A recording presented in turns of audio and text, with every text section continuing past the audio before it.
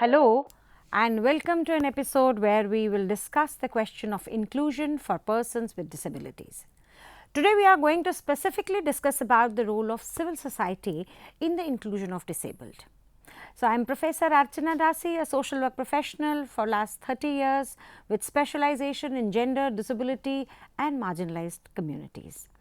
I have been teaching in Department of Social Work, Jamia Millia Islamia, New Delhi and actively working with various civil society organizations. So, let us start today's episode by outlining the objectives of the lesson, which include the evolving disability rights movement, disabled persons organizations, the DPOs, contribution of civil society actors to disability rights, United Nations Convention on the Rights of the Persons with Disability, putting disability on an international development agenda, disability inclusion in the sustainable development goals, need for disability inclusion, challenges faced by the disabled population in the field of education, health, basic amenities, emergency situations and role of civil society organizations in addressing these challenges.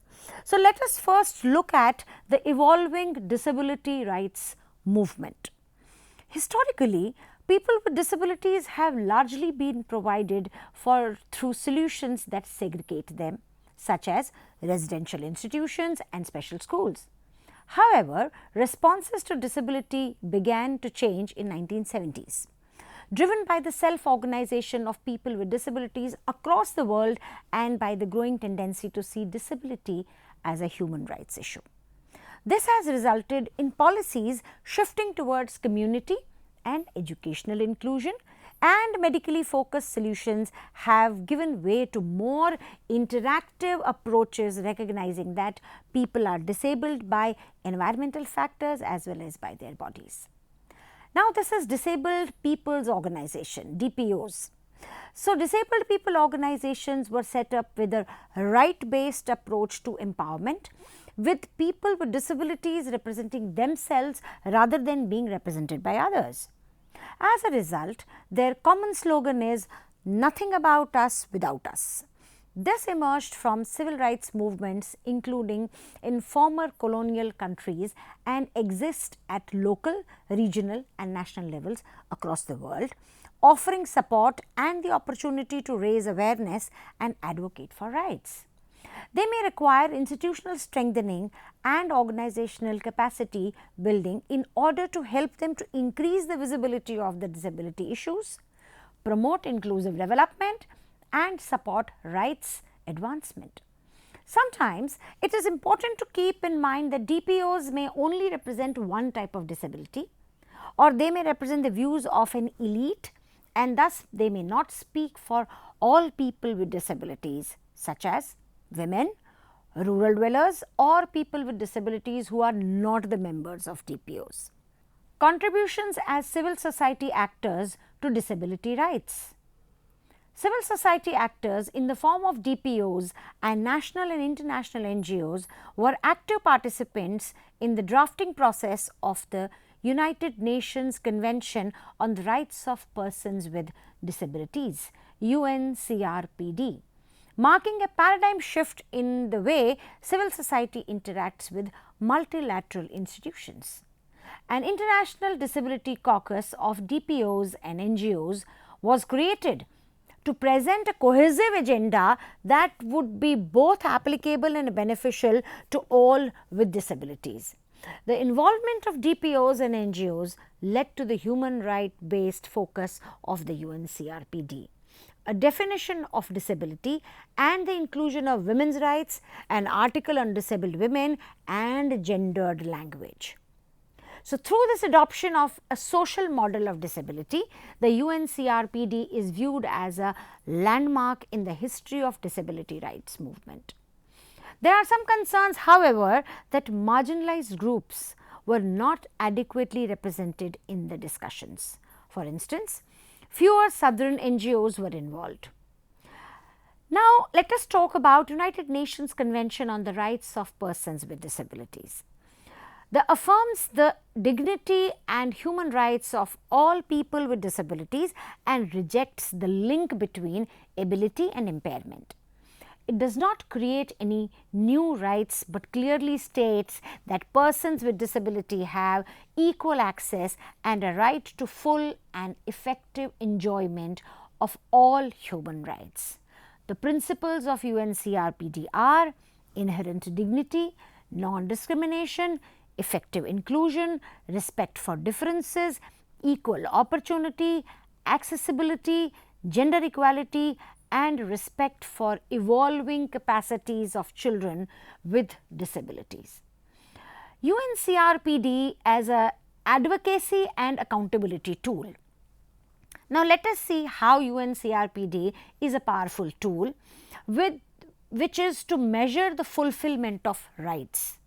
It acts as a rallying point for lobbying activities, and it analyzes barriers and provides a clearly defined and easily understood set of rights that are linked to common development themes. It has helped raise the political profile of disability issues within international development. People with disabilities and non-governmental organizations have also used the UNCRPD to hold their national governments to account. Even in states that are not signatories to the UNCRPD, such as Somalia, South Sudan and Tajikistan, disability activists encourage their governments to sign and ratify it. However, despite commitments to the United Nations Convention on the Rights of Persons with Disability on paper, in many countries there are still problems with its effective implementation and enforcement. Now, putting disability on the international development agenda. So, there has been a lack of disability in the Millennium Development Goals. The Millennium Development Goals did not mention about people with disabilities, and this is felt to have been a lost opportunity to address the pressing social, educational, health and economic concerns of millions of world's most marginalized citizens. The MDGs focus on national averages concealed whether processes were inclusive or equitable.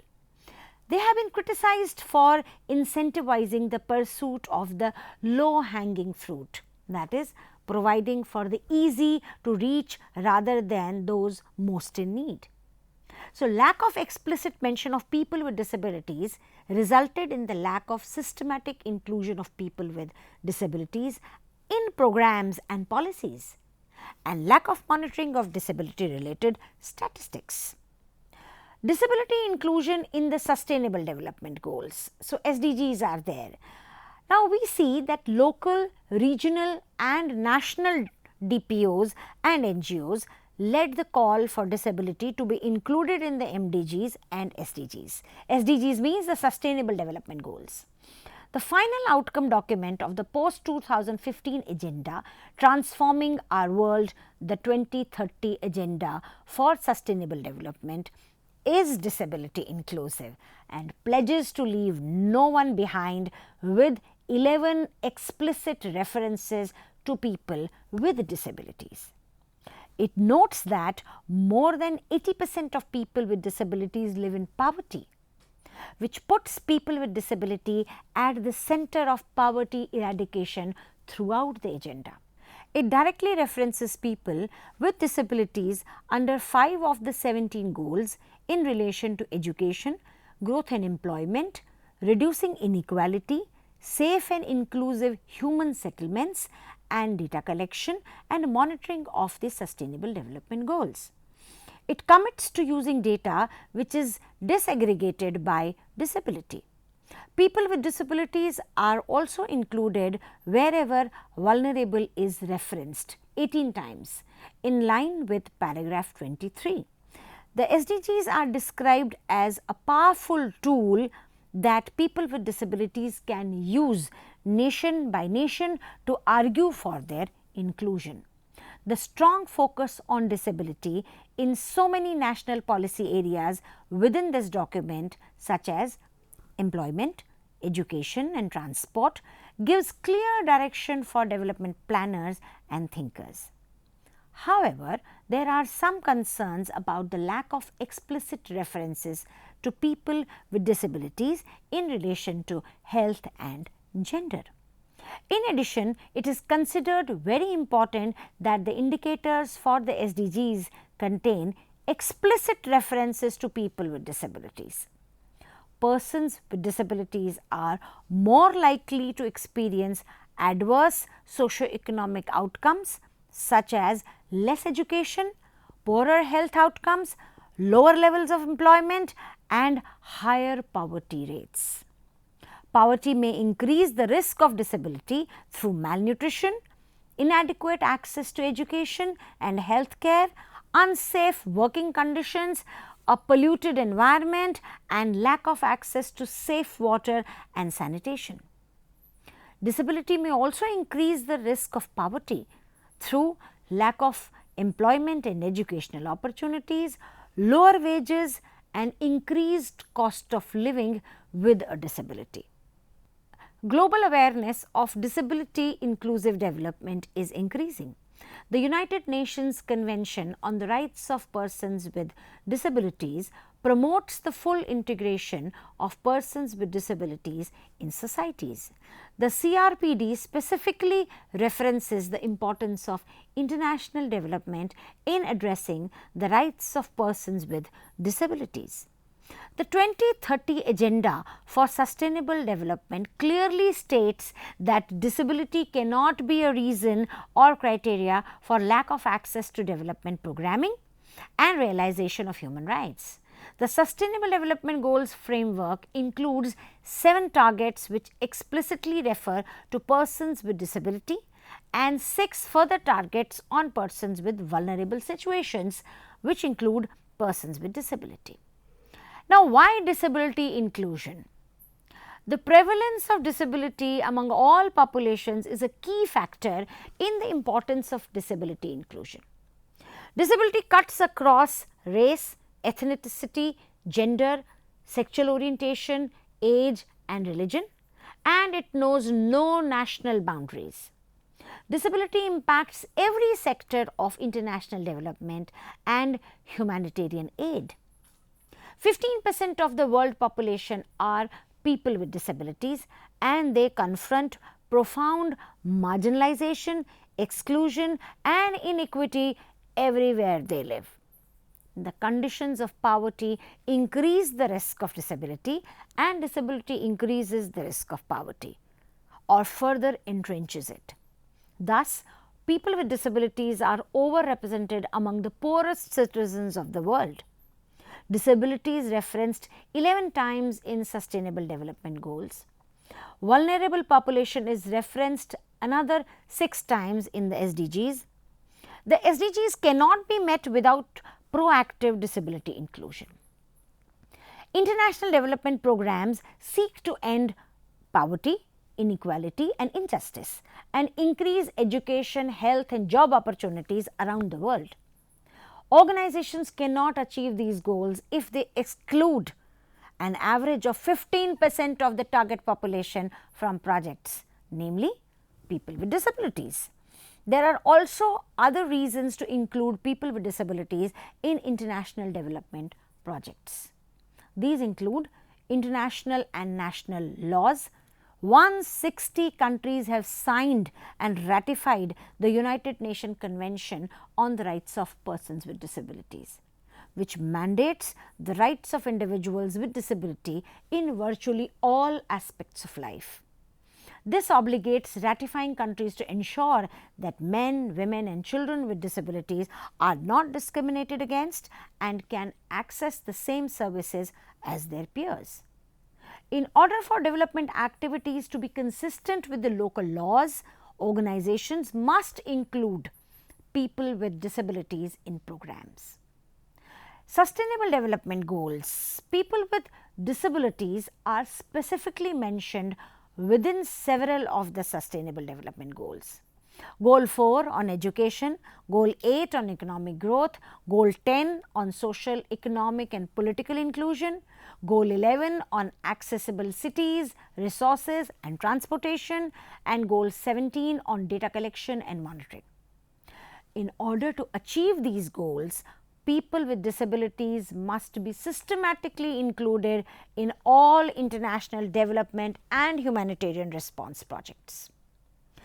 The donor policy and the requirements. Increasingly, both governmental donors and foundations are looking to support programs for people with disabilities. This includes providing funding for disability-specific projects as well as requiring that disability is mainstreamed throughout general programming. Knowledge on how to design, implement, monitor and evaluate programs that are inclusive of people with disabilities is essential in order to be competitive and compliant with donor requirements. U.S. Agency for International Development, USAID and Disability. In 1997, USAID published the USAID Disability Policy Paper to clarify its commitment to the inclusion of people with disabilities in program activities. This commitment includes integrating disability inclusion into the design and implementation of mainstream USAID programming to advocate for and outreach to people with disabilities. The phenomena of disability has been understood in many ways in India. The charity model was most prevalent at the time of India's independence, followed by models that focused on independence and self-reliance. Later, disability studies, social model approaches and right-based advocacy began to develop in India in alignment with similar movements around the world. This has been quoted by Mehrotra in 2001-11 study. Economic challenges and strong expectations about the role of family further inform how disability is constructed in India. So, let us have a closer look at the challenges faced by disabled population in the field of education, health, basic amenities and emergency situations. So, let us first take education. In some countries, having a disability more than doubles the chance of never enrolling in the school. Administrators may refuse to enroll students with disabilities, schools may be inaccessible, or students may lack equipment they need, such as wheelchairs. In some places, disability has more impact on exclusion from school than gender or geographical location. Even when children with disabilities attend the school, an inaccessible curriculum may mean they do not have the same access to their education as do their classmates. Teachers may not know how to accommodate the needs of students with dyslexia or attention deficit disorder. Books may not be available in Braille and teachers may not know sign language for deaf students. Now, let us see what happens in the health. Inaccessible transportation system can keep people with disabilities from reaching clinics and hospitals. Inaccessible information and communication makes it harder for people with disabilities to learn how to protect their health. People with disabilities are disproportionately targeted for domestic violence and for violent crimes. Now, what happens in the case of poverty? People with disabilities confront discrimination in employment, limited access to transport and limited access to credit or banking services and other resources. These factors lead to high unemployment rates and for the few who obtain jobs, significantly lower pay. People with disabilities often have high cost of living due to need for assistive devices, medical care, personal assistance and other disability related needs. This means people with disabilities are effectively poorer than the people without disability with the same level of income. Now, let us see what happens in the disasters and emergency situations. Lack of planning can lead to abandoning people with disabilities during an evacuation. People with disabilities also frequently lose their usual supports during emergencies, which can leave them more vulnerable when first responders neglect their care needs. Not only are shelters and refugee camps often inaccessible, but some workers turn away people with disabilities because they assume their needs are too complex. Long-term recovery and reconstruction efforts often ignore the needs of people with disabilities. This can lead to recreating or even introducing barriers that make rebuilt cities inaccessible for people with disabilities. Water, sanitation, hygiene, WASH. Let us see what happens here. Inaccessible toilets can force people with disabilities to crawl on the floor to reach them or defecate in the open. Long distances to reach water sources combined with inaccessible water points can make it harder for people with disabilities to independently access clean, safe water. UNICEF cites inaccessible WASH in schools and at home as a major contributing factor to why children with disabilities drop out of the school. In 2014, World Vision released a report on the importance of accessible WASH facilities and stated that a full day of school without access to WASH facilities is not only unsafe to a child's health, but for a girl who is menstruating, it is impossible. In India, there are over 3.1 million NGOs working on various issues. The count is more than double the number of schools and 250 times the number of hospitals in the country. With such a large population of NGOs, agendas, service delivery and effectiveness are likely to vary widely. There has not been a full-scale evaluation of the NGO industry in India, but small-scale studies have provided interesting insights.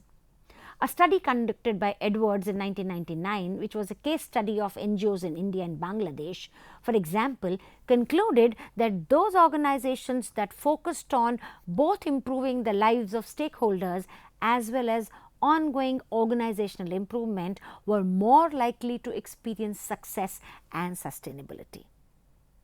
Cultural and policy contexts likely influence the work of NGOs. For example, India's 2016 Rights of Persons with Disabilities Bill calls for physical access in public spaces and created mechanisms for reporting rights abuses. The bill extends the 1995 Persons with Disabilities Act and calls for corporate reservations for persons with disabilities. However, the Act, alongside simultaneous economic reforms in India since 1991, appears to have only benefited upper and middle class persons without disabilities. Despite decades of policy, persons with disability are still largely unemployed and underserved. These internal complexities create opportunities for scholars and practitioners to understand the way that professionals in NGOs are framing disability and how they go about their work. Nevertheless, the NGOs and the CSOs are often believed to fill service gaps, sensitize communities and reach out to the marginalized population in low income and middle income countries. The facilities of NGOs and Disabled People's Organization DPOs lack basic elements of universal design and reasonable accommodation. Hence, they are inaccessible to some people with disabilities. However, these organizations should provide guidance and good practice to drive inclusion of vulnerable populations such as people with disabilities. Besides potential lack of sufficient funding, lack of awareness and tools to assess accessibility and inclusion contributes to the inaccessibility of NGOs and CSOs. DPOs are officially registered as NGOs in order to get acknowledged by government authorities and obtain resources from them. Their main purpose is self-help in order to secure and support the well-being of their local clientele. Most of them do not use their close ties to state structures as an opportunity to participate in political decision-making processes.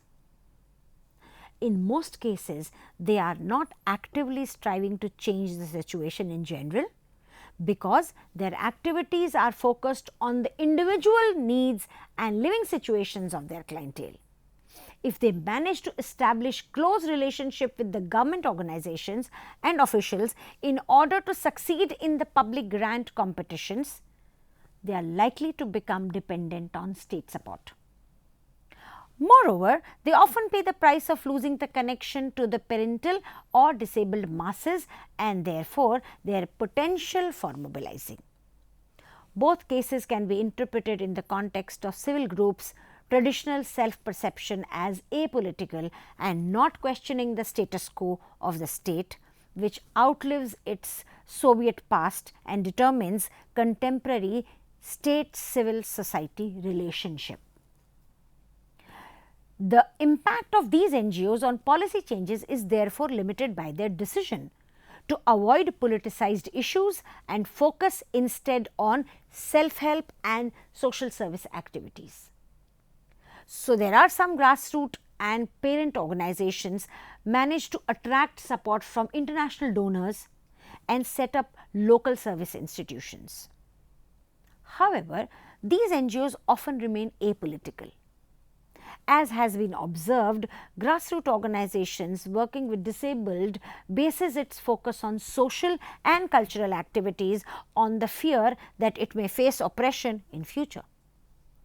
CSO justifies the decisions with forecasts of becoming a target for a tax fraud investigation if the NGOs were to engage in either criticism of political decisions or in anti-discrimination campaigns. Therefore, the NGO chooses to focus on its immediate clientele and to severely limit its communication with government officials.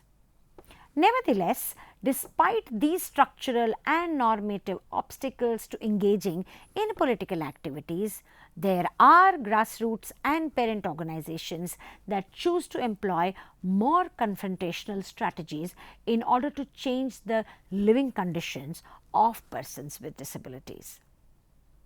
Recently, some of them have targeted the still insufficient implementation of states' legal obligations towards the disabled. The so-called social advocate is a measure by which NGO members help parents or people with disabilities gain information about their legal rights. Furthermore, they assist them in their struggles with the administration and with bureaucrats to actually enforce their rights. This strategy makes it possible to overcome the boundaries of self-centeredness of self-help groups. The participants become empowered during their struggle with state authorities over the acknowledgement and legitimization of their demands as equal citizens. The social advocate uses law implementation as an instrument to overcome social repression of the disabled by arguing directly with state bureaucrats over the meaning of legal formulations and regulations.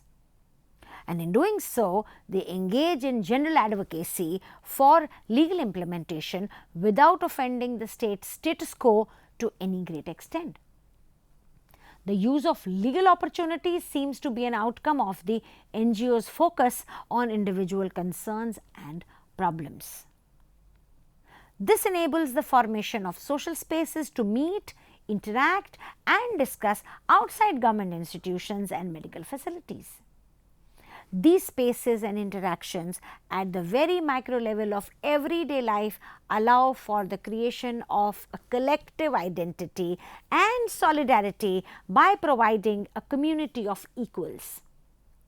The activities of professionalized NGOs are not as focused on implementing social service measures as they are on projects related to public education, advocacy and empowerment of people with disabilities.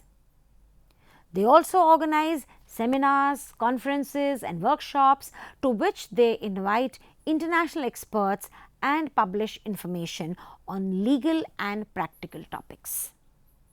Professionalized NGOs base their activities explicitly on international paradigms of social inclusion and human rights discourses in the West.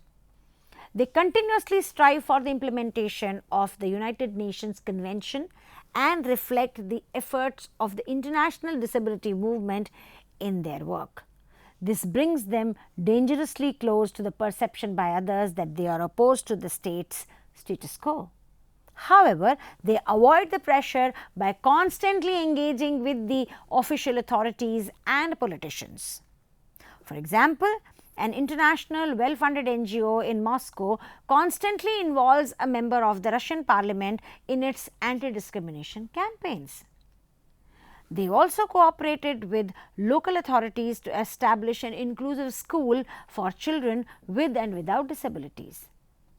Although opportunities for engaging in political decision making are quite limited, these NGOs succeeded in building ties to state actors because they frame their human rights approach as a focus on social support for disabled individuals. Their projects on inclusive education for children or on employment strategies for disabled youth and adults are not simply demands made to the government, but rather concrete activities designed to change the situation of the disabled at the micro level of everyday life. The challenge traditional cultural perceptions of the social position of the disabled and of institutional arrangements for their positioning. To conclude, grassroots NGOs, especially those of parents with disabled children, are empowering their clientele by exploring legal opportunities.